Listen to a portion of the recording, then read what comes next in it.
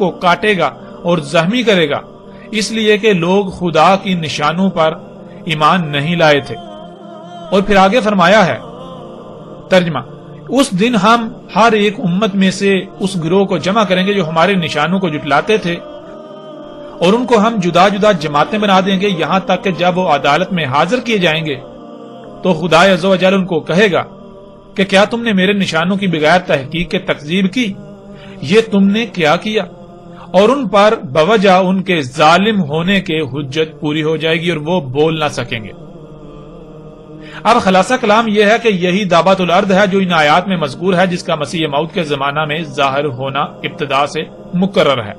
یہی وہ مختلف صورتوں کا جانور ہے جو مجھے عالم کشف میں نظر آیا اور دل میں ڈالا گیا کہ یہ طاعون کا کیڑا ہے، اور خدا تعالیٰ نے اس کا نام دعوت الارض رکھا کیونکہ زمین کے کیڑوں میں سے ہی یہ بیماری پیدا ہوتی ہے، اسی لیے پہلے چوہوں پر اس کا اثر ہوتا ہے اور مختلف صورتوں میں ظاہر ہوتی ہے، اور جیسا کہ انسان کو ایسا ہی ہر ایک جانور کو یہ بیماری ہو سکتی ہے، اسی لیے کشفی عالم میں اس کی مختلف شکلیں نظر آئیں اور اس بیان پر کہ دعوت الارض در حقیقت مادہ طاعون کا نام ہے جس سے طاعون پیدا ہوتی ہے، مفصلہ ذیل قرائن اور دلائل ہیں۔ اول یہ کہ دعوت الارض کے ساتھ عذاب کا ذکر ہے، جیسا کہ اللہ تعالیٰ فرماتا ہے، یعنی جب ان پر آسمانی نشانوں اور عقلی دلائل کے ساتھ حجت پوری ہو جائے گی تب دعوت الارض زمین سے نکالا جائے گا۔ اب ظاہر ہے کہ دعوت الارض عذاب کے موقع پر زمین سے نکالا جائے گا، نہ یہ کہ یوں ہی بیہودہ طور پر ظاہر ہوگا جس کا نہ کچھ نفع نہ نقصان۔ اور اگر کہو کہ طاعون تو ایک مرض ہے مگر دعوت الارض لغوی معنوں کی روح سے ایک کیڑا ہونا چاہیے جو زمین میں سے نکلے، اس کا جواب یہ ہے کہ حال کی تحقیقات سے یہی ثابت ہوا ہے کہ طاعون کو پیدا کرنے والا وہی ایک کیڑا ہے جو زمین میں سے نکلتا ہے، بلکہ ٹیکہ لگانے کے لیے وہی کیڑے جمع کیے جاتے ہیں اور ان کا عرق نکالا جاتا ہے، اور خود بین سے ثابت ہوتا ہے کہ ان کی شکل یوں ہے، یعنی باشکل دو نقطہ، گویا آسمان پر بھی نشان کسوف و حسوف دو کے رنگ میں ظاہر ہوا اور ایسا ہی زمین میں۔ آگے نمبر 2، دوسرا کرینہ یہ ہے کہ قرآن شریف کے بعض مقامات بعض کی تفسیر ہیں، اور ہم دیکھتے ہیں کہ قرآن شریف میں جہاں کہیں یہ لفظ مرکب آیا ہے اس سے مراد کیڑا لیا گیا ہے، مثلاً یہ آیت فلما قضینا، یعنی ہم نے سلیمان پر جب موت کا حکم جاری کیا تو جنات کو کسی نے ان کے مرنے کا پتہ نہ دیا مگر گن کے کیڑے نے کہ جو سلیمان کے عصا کو کھاتا تھا۔ اب دیکھو اس جگہ بھی ایک کیڑے کا نام دعوت الارض رکھا گیا، بس اس سے زیادہ دعوت الارض کے اصلی معنوں کی دریافت کے لیے اور کیا شہادت ہوگی کہ خود قرآن شریف نے اپنے دوسرے مقام میں دعوت الارض کے معنی کیڑا کیا ہے، سو قرآن کے برخلاف اس کے معنی کرنا بھی تحریف اور الحاد اور دجل ہے۔ نمبر 3، تیسرا کرینہ یہ ہے کہ آیت میں صریح معلوم ہوتا ہے کہ خدا کے نشانوں کی تکذیب کے وقت میں کوئی امام الوقت موجود ہونا چاہیے، کیونکہ واقع القول علیہم کا فکرہ یہی ہے کہ اتمام حجت کے بعد یہ عذاب ہو، اور یہ تو متفقہ علیہ عقیدہ ہے کہ خروج دعوت الارض آخری زمانہ میں ہوگا جبکہ مسیح موعود ظاہر ہوگا تاکہ خدا کی حجت دنیا پر پوری کرے۔ بس ایک مصنف کو یہ بات جلد تر سمجھ آ سکتی ہے کہ جب ایک شخص موجود ہے جو مسیح موعود ہونے کا دعویٰ کرتا ہے اور آسمان اور زمین میں بہت سے نشان اس کے ظاہر ہو چکے ہیں، تو اب بلا شبہ دعوت الارض یہی طاعون ہے جس کا مسیح کے زمانہ میں ظاہر ہونا ضروری تھا، اور چونکہ یاجوج ماجوج موجود ہے اور من کل حدم ینسلون کی پیشین گوئی تمام دنیا میں پوری ہو رہی ہے اور دجالی فتنے بھی انتہا تک پہنچ گئے ہیں اور پیش گوئی یترکن الکلاس فلا یسی علیہا بھی بخوبی ظاہر ہو چکی ہے، اور شراب اور زنا اور جھوٹ کی بھی کثرت ہو گئی ہے، اور مسلمانوں میں یہودیت کی فطرت بھی جوش مار رہی ہے، تو صرف ایک بات باقی تھی جو دعوت الارض زمین سے نکلے، سو وہ بھی نکل آیا۔ اس بات پر جگر نہ جہالت ہے کہ حدیث سے معلوم ہوتا ہے کہ فلاں جگہ پھٹے گی اور دعوت الارض وہاں سے سر نکالے گا، پھر تمام دنیا میں چکر مارے گا، کیونکہ اکثر پیش گوئیوں پر استعارات کا رنگ غالب ہوتا ہے۔ جب ایک بات کی حقیقت کھل جائے تو ایسے اوہام باطلہ کے ساتھ حقیقت کو چھوڑنا کمال جہالت ہے، اسی عادت سے بدبخت یہودی قبول حق سے محروم رہ گئے۔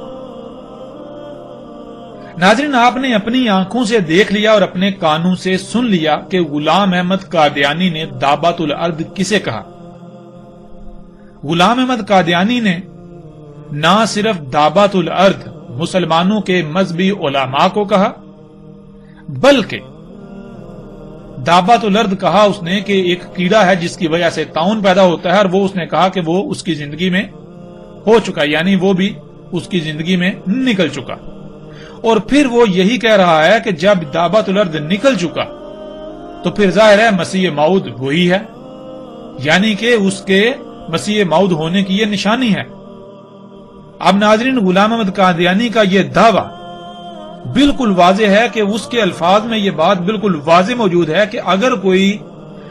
یہ ثابت کر دے کہ جسے وہ دابت الارض کہہ رہا ہے وہ دابت الارض نہیں ہے، تو پھر بلا شک و شبہ غلام احمد قادیانی بھی مسیح موعود نہیں ہو سکتا، وہ مہدی، وہ نبی، وہ رسول نہیں ہو سکتا، وہ پھر اپنے دعوے میں جھوٹا ہے، کذاب ہے۔ اب یہاں قادیانیوں کو حق کی طرف دعوت دی جاتی ہے کہ وہ حق کو پہچانے اور مرزا غلام احمد قادیانی کی حقیقت کو بھی پہچانے۔ مرزا غلام احمد قادیانی نے دعویٰ کہا مسلمانوں کے مذہبی علماء کو، مرزا غلام احمد قادیانی نے دعویٰ کہا طاعون کے کیڑے کو، اور باقاعدہ اس کی شکل بھی بتائی، اور یہاں تک کہا کہ وہ نکل چکا، اور الحمدللہ ثم الحمدللہ دابت الارض کیا ہے ہم نے آپ پر کھول کھول کر واضح کر دیا۔ اور جیسے ہی ہم آگے بڑھیں گے تو محمد علیہ السلام کے الفاظ کی روشنی میں بھی دابت الارض کی اس طرح کھل کر وضاحت ہوگی کہ دنیا کی کوئی طاقت اس کا رد نہیں کر سکتی، اسے غلط ثابت نہیں کر سکتی۔ اب قادیانیوں کو ہم چیلنج کرتے ہیں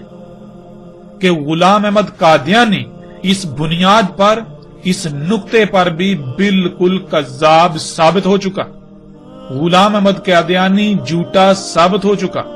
اب اگر قادیانی جو کہ خود کو احمدی کہتے ہیں، اگر وہ سچے ہیں اپنے دعوے میں، اگر وہ حق پر ہیں، تو انہیں ہمارے دعوے کو غلط ثابت کرنا ہوگا۔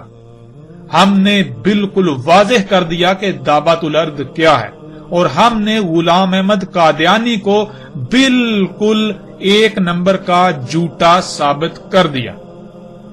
اس کے باوجود اگر قادیانی یہ سمجھتے ہیں، وہ یہ کہتے ہیں کہ نہیں غلام احمد قادیانی سچا تھا،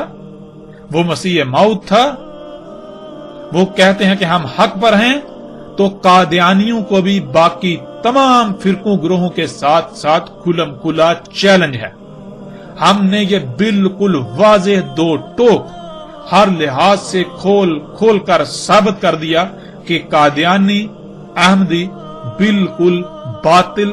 بے بنیاد، اور غلام احمد قادیانی جھوٹا کذاب تھا۔ یہ ثابت ہو چکا، اور ہم پھر یہ چیلنج کرتے ہیں قادیانیوں کو کہ وہ اگر اپنے آپ کو حق پر سمجھتے ہیں، غلام احمد قادیانی کو سچا سمجھتے ہیں، تو انہیں ہمیں غلط ثابت کرنا ہوگا اور اپنے رسول کو سچا ثابت کرنا ہوگا، غلام احمد قادیانی کو سچا ثابت کرنا ہوگا۔ ورنہ اگر وہ ناکام ہوتے ہیں، جو کہ ان کا مقدر ہے، قدر میں لکھا جا چکا، تو انہیں ان کی بھلائی، ان کا فائدہ، ان کا نفع اسی میں ہے، ان کی دنیا اور آخرت میں بھلائی اسی میں ہے، ان کے لیے خیر اسی میں ہے کہ وہ حق کو کھلی آنکھوں نہ صرف دیکھیں پہچانے بلکہ اسے تسلیم کریں۔ اگر وہ حق کو تسلیم نہیں کرتے تو باقیوں کے ساتھ ساتھ ان قریب ان کا بھی انجام کیا ہونے والا ہے، بالکل سر پر آ چکا، اور وہ اپنی آنکھوں سے دیکھ لیں گے۔ تب ایمان لانا، تب اس دعوت کو تسلیم کرنا کوئی نفع نہ دے گا، تب تسلیم کرنا، تب ماننا بالکل فرعون کی مثل ہوگا، جب آنکھیں پھٹی کی پھٹی رہ جائیں گی۔